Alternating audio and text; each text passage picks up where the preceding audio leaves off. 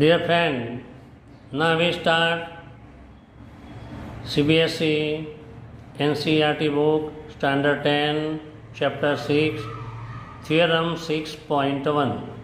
पहला ही थ्योरम है, most important है, state and prove fundamental theorem of proportionality. State and prove fundamental theorem of proportionality. ये theorem Thales ने find किया हुआ है, ये state and prove Thales theorem भी ये अपने को एग्जाम में आ सकता है। तो state and prove fundamental theorem of the proportionality और Thales theorem, state and prove the state theorem. तो हमको स्टेटमेंट थोड़ा लर्न करना पड़ेगा। तो statement, if a line is drawn parallel to the one side of a triangle, क्या है, एक लाइन है drawn to parallel to the one side of a triangle to intersect at the two sides in distinct point at the other side are divided into the same ratio। क्या दिया है, कभी ये triangle है, triangle के अंदर एक line draw कर दो जो एक साइड को पैरेलल है और दूसरी दो साइड को इंटरसेक्ट करती है। तो हमने ट्राइंगल ड्रॉ किया हुआ है, डी पैरेलल बी सी एक साइड को पैरेलल है, तो ए बी को डी में, ए सी को ई में इंटरसेक्ट करता है। तो गिवन है डाटा, तो गिवन में क्या आएगा, a triangle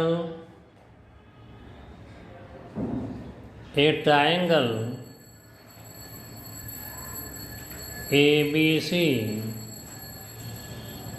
in which a line DE parallel to BC intersect other two sides, कौन से साइड है other two side, A B and A C in two distinct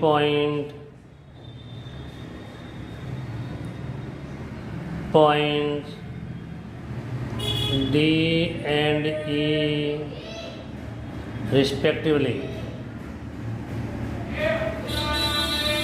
इसके सामने हम लिखा, तब ये स्टेटमेंट के हिसाब से लिखा। स्टेटमेंट में क्या लिखा हुआ है, a line draw parallel to the one side of a triangle D E parallel B C, D E intersect A B in D, A C in E respectively.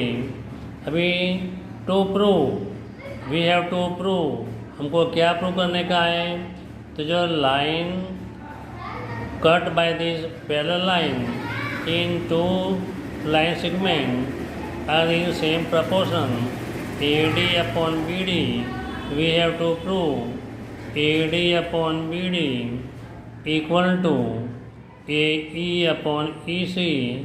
हमको ये प्रूव करने का है, AE upon EC ये prove करने का है। Now we start the proof, हम प्रूफ जो है चालू करें। Now we have to construct for the proof, we start the proof। Let us join BE and DEC, लिखेंगे let us join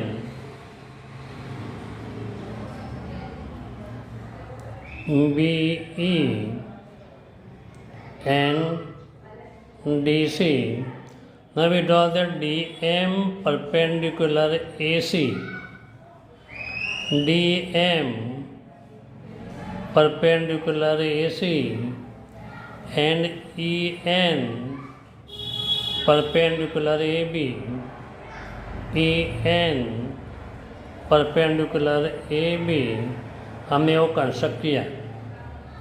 तो अभी A side A B side है, ए B side पे दो ट्राइंगल है, एक ट्रायंगल ए डी ई, इसका base है ए डी एंड इसका ऑल्टीट्यूड है ई एन।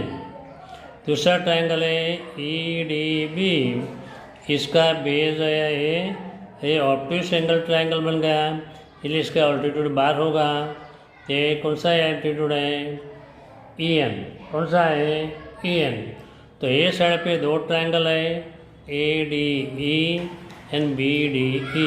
कौन सा ट्रायंगल है? A D E B D E. A B side पे ट्रायंगल है, तो हमको दोनों का एरिया लिखने का है। हम क्या करेंगे, मतलब कभी इसका एरिया लिखेंगे तो एरिया की फॉर्मूला है कि area of triangle equal to area of triangle. कौन सी फॉर्मूला है? Half into base into altitude on base means height on this base. ये फॉर्मूला है in triangle A D E. तो therefore area of triangle A D E equal to 1/2 base A D into altitude E N. Area of triangle B D E equal to 1/2। कौन सा base है?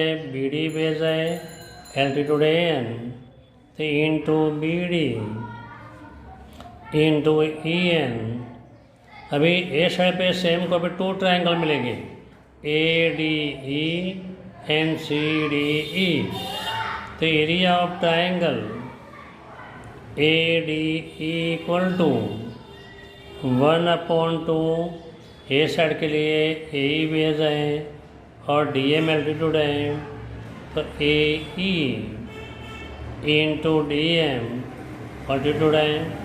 अभी ये triangle लिए C D E, area of C D E equal to 1/2 half into C E into altitude T M. अभी हम क्या करेंगे कि दो ट्रायंगल का जो रेशियो लेंगे तो ऑटोमेटिक अपने पास क्या बात क्लियर हो जाएगी? ये बात क्लियर हो जाएगी। तो area of A D C हम लिखेंगे A D E upon B D E. हम एरिया लिखो या डायरेक्ट लिखो तो भी चलेगा। 1/2 into A D into E N upon 1/2 into B D into E N cancel, half cancel, तो A D upon B D we take number 1। हम अभी क्या करेंगे, तो रिमेनिंग टू बाकी इसका रेशो ले लेंगे। A D E upon C D E equal to 1/2 A E into D M upon 1/2 into C E into D M. here dm cancel, 1/2 cancel, equal to A upon C E. इसको हम number क्या लेंगे? Number 2 देखें। मैं देखो यहाँ ए D E है, यहाँ बी ए डी है, यहाँ B D E and C D E है। ये दोनों अगर इक्वल हो जाए, ये दोनों फॉर्म इक्वल हो जाएगा तो ऑटोमेटिक दोनों क्या हो जाएगा? इक्वल। हम देखेंगे बी डी ई, तो बी डी ई ट्राइंगल एक A triangle, and C D E A triangle. देखो हम लिखा है सेम बेस डी ई पे आया हुआ है and parallel line D E and B C के बीच में आए हुए हैं। यहाँ पर एरिया कैसा होगा? तो सेम होगा। हम लिखेंगे तो triangle B D E and triangle C D E lies on same base D E and between pair of parallel line D E and B C area remain same. तो हम लिखेंगे, तो क्या लिखेंगे? तो ट्राइंगल CDE, ट्राइंगल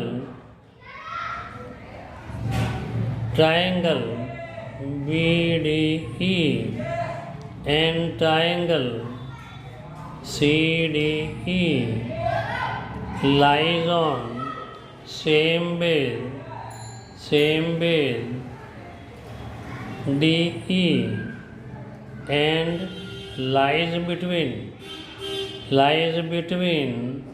किसके बीच में है? pair of parallel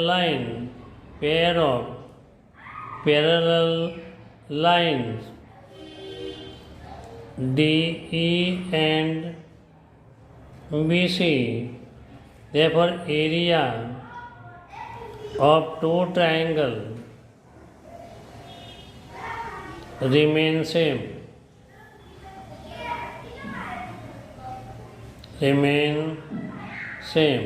दोनों के ट्राइंगल एरिया कौन सा हो गए? सेम हो गए।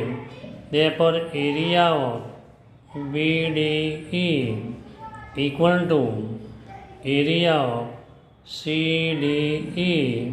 हम इसको क्या नंबर लेंगे? तो 3 नंबर लेंगे। ये ऊपर वाला एक न्यूमरेटर इक्वल हो गया, डिनोमिनेटर इक्वल हो गया। इसका मतलब ये दोनों इक्वल है। तो ये तो ये टर्म और ये टर्म इक्वल है, इसका मतलब ये दोनों टर्म कैसे है? इक्वल हो गए। तो we can write from 1, 2 and 3। Therefore from 1, 2 and 3 हमको जो प्रूव करना था वो मिल गया। AD upon BD equal to AE upon CE। ये प्रूव हो गया। जो अपने को जो प्रूव करने का था प्रूव हो गया। विद्यार्थी डियर फ्रेंड, विद्यार्थी मित्रों, अच्छी तरह एक एक लाइन समझ के, मैंने समझा अच्छी तरह समझ के अच्छी तरह लर्न करना। वीडियो लाइक एंड सब्सक्राइब करना। Thank you.